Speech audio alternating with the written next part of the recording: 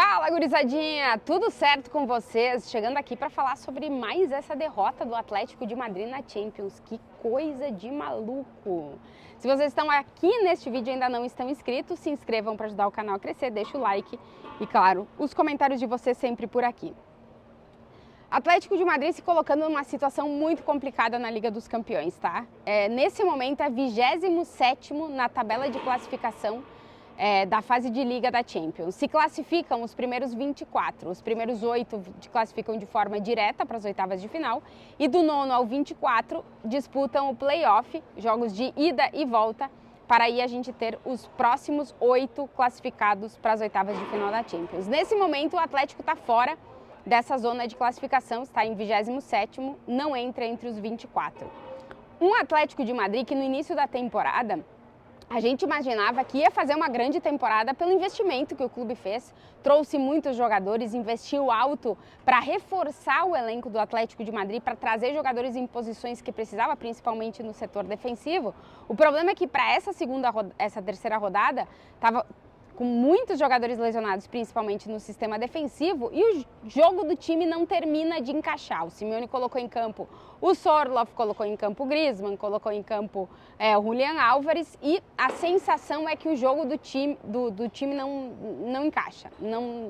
O Simeone já mudou o esquema muitas vezes, hoje jogou no 4-4-2, aí fez muitas substituições ao mesmo tempo na segunda parte, parece que o time continuou perdido.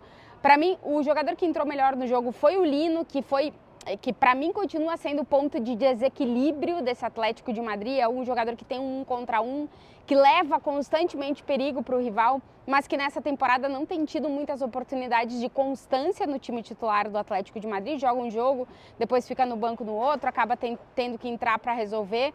Enfim, é uma situação muito complicada para um Atlético de Madrid que era muito forte aqui no Metropolitano e tinha os jogos em casa como uma grande base para pensar em classificação para as oitavas de final da Champions, e agora realmente se complica. O Atlético começa o jogo bem, dominando, marcando alto, o Lille tentando aproveitar. Um Lille que foi uma escalação bastante mista desse time do Lille. A gente não viu os principais jogadores, principalmente do sistema ofensivo, no time titular, chamou muito a atenção da escalação do Lille.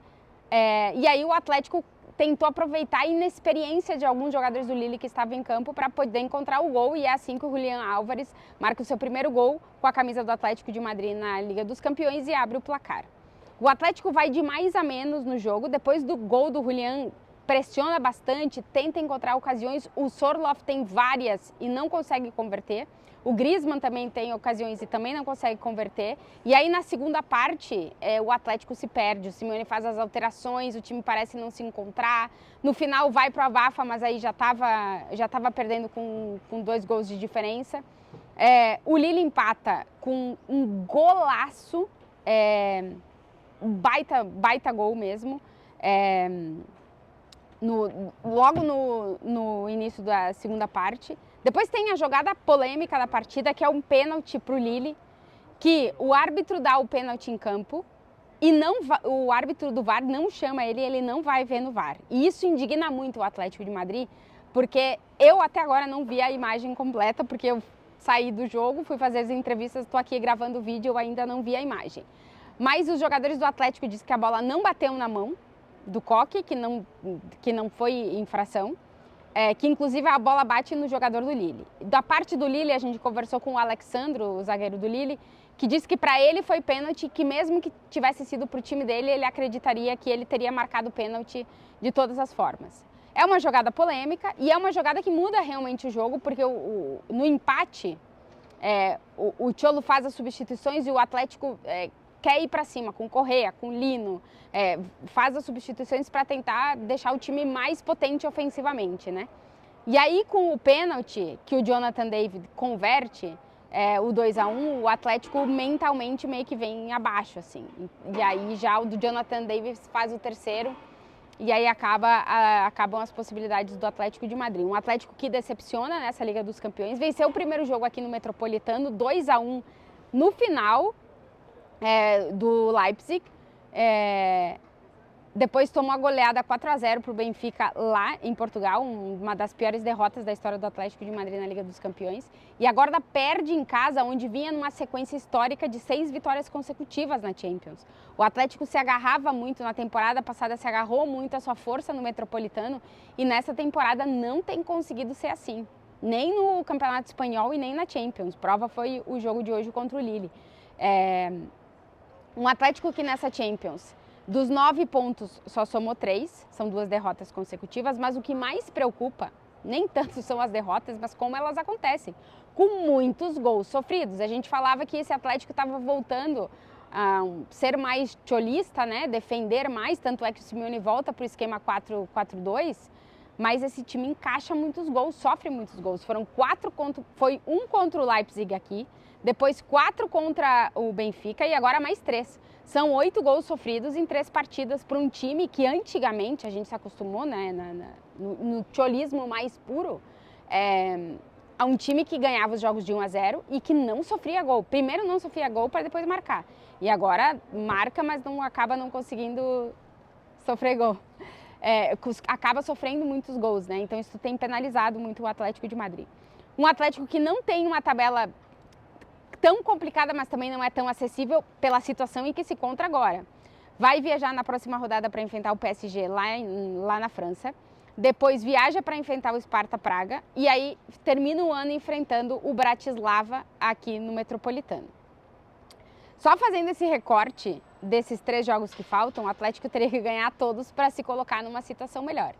É impossível ganhar do PSG em Paris? Não é impossível, porque o PSG também não está lá essas coisas, mas o Atlético a gente está vendo pouca coisa desse time até agora na temporada, então é uma incógnita total esse jogo. E depois tem que ganhar do Sparta fora e tem que ganhar do Bratislava e ganhar bem. Porque o Atlético de Madrid não são só as derrotas, é que nessa Champions vai contar muito o saldo de gols.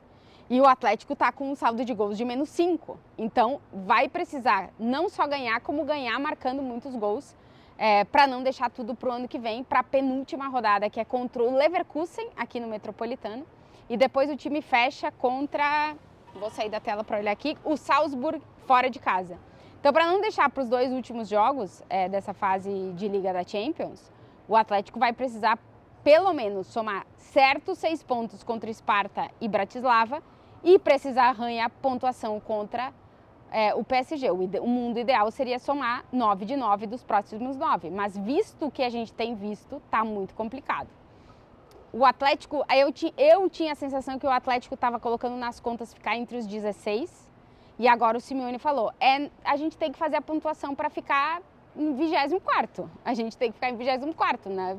Classificar de qualquer forma para o playoff.